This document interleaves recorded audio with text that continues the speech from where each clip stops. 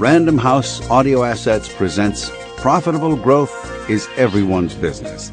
10 Tools You Can Use Monday Morning by Ram Charan. Read for you by Harry Chase, with an introduction by the author. Introduction. How to get more out of what you already have. This book, Profitable Growth is Everyone's Business, is based on living research.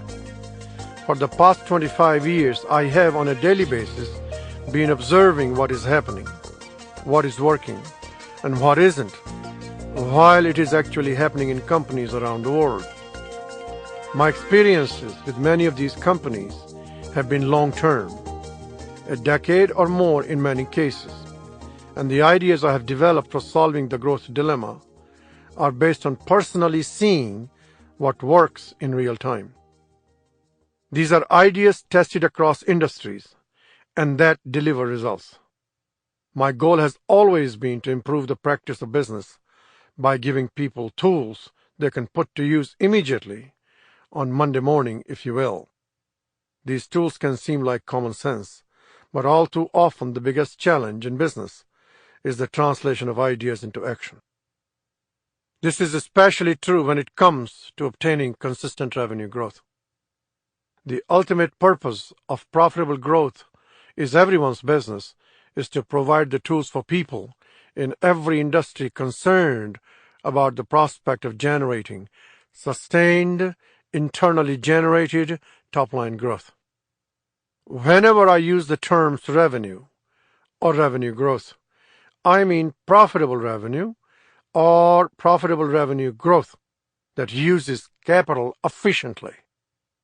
Many people feel that their base business is being eroded by such factors as the lack of pricing power, excess capacity, too many suppliers chasing too few customers, and global competition.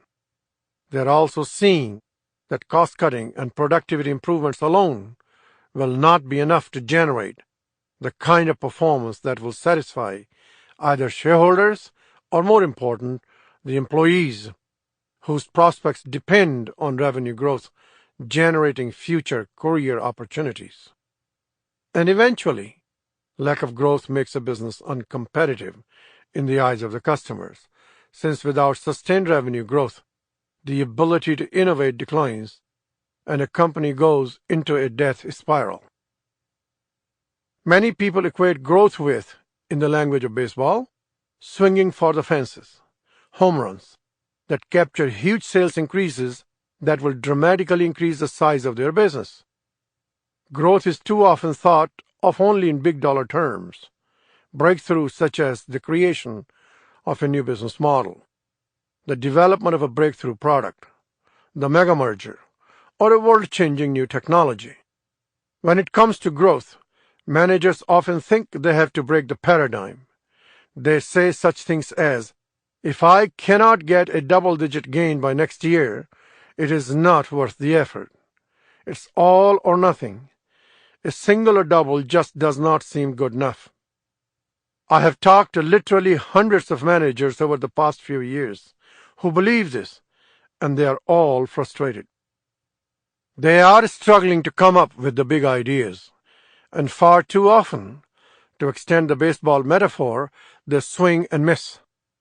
Or worse, they don't even swing, failing to fund new ideas because of the perception that the risk is too great. As I probe deeper into the problem, what I begin to see is that managers in many companies do not have as effective a handle as they should on the building blocks for growth and the linkages between them. In many cases, these building blocks, such as development of new products and services, an effective sales force, finding ways to understand what the customer values, and segmenting markets, have been neglected and given inadequate resources. They are, in fact, not even on the radar screen of senior management to the same degree as cost reduction has been. Imagine what would happen if the same focus was given to sources of revenue growth as has been given to programs such as Six Sigma, centralized purchasing, and moving production facilities to low-cost countries to achieve global cost parity. To get people to take a fresh look at the fundamentals and their importance for sustained revenue growth, I would, in one-on-one meeting, ask on a scale of 1 to 10 questions like, what is the quality of your sales force in shaping and customizing a unique value proposition for your customer? How effectively is your pricing tied to the attributes the customer most highly values? In every interaction with the customer, how well do your people extract information about customer needs? Are they relaying the information to the people who can act on it, the departments that can develop products and services to satisfy those needs? More often than not, when I ask these questions, the answer is on the lower end of the scale, a 2, 3, or 4. Then the light bulb comes on, and what people begin to realize is that we have met the enemy and they are us, that the answer to growth is not some silver bullet, but lies within the business. They come to understand that they are missing the obvious. There's a deep sigh of relief when they come to realize that revenue growth is within their reach. In other words, what is missing is attention to the way the fundamentals of the business have to link to each other to make growth happen. Here, we are going to supply that missing link. This is not a book about shifting your strategy or changing your business model, but how you can accelerate revenue growth from your current situation. I chose those 3 last words very carefully. Often it comes as a revelation to many of the people I work with that revenue growth is not just the domain of the specialists, the sales force, or those in charge of product development, for example. Growth is everyone's business. Just as in baseball, where everyone on the team has the potential ability to hit a single or a double, in business, everyone, and that can run the gamut from the CEO to the marketing and sales people on the front end to those who have operations and service jobs on the back end, has an opportunity to increase revenues. And in fact, people who don't occupy the executive suite have a big vested interest in doing so. Without growth, personal opportunity is a zero-sum game. That is, for me to win, somebody else in the company usually has to lose. With growth, the organization expands, and people can build a career and a future with the company they have faith in.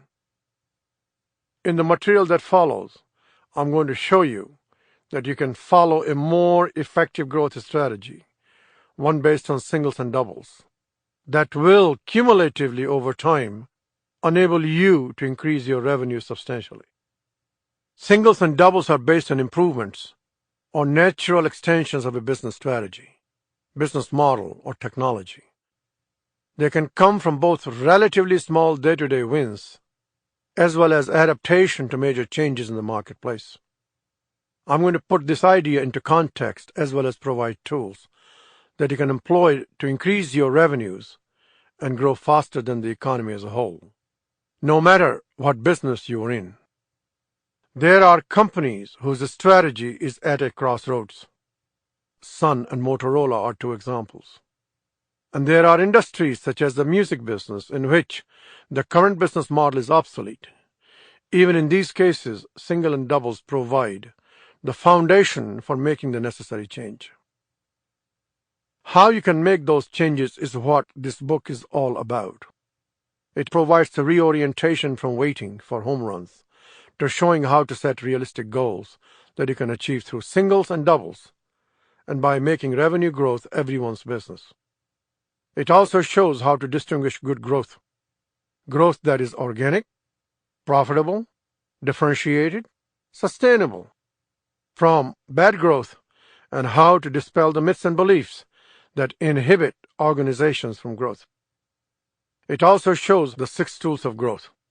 Taken together and executed well day in, day out, they are a driver for accelerating revenue growth.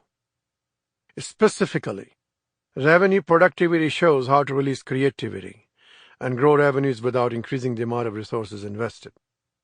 The growth budget brings discipline to the management and creation of revenue growth, and it's linked Sample complete. Ready to continue?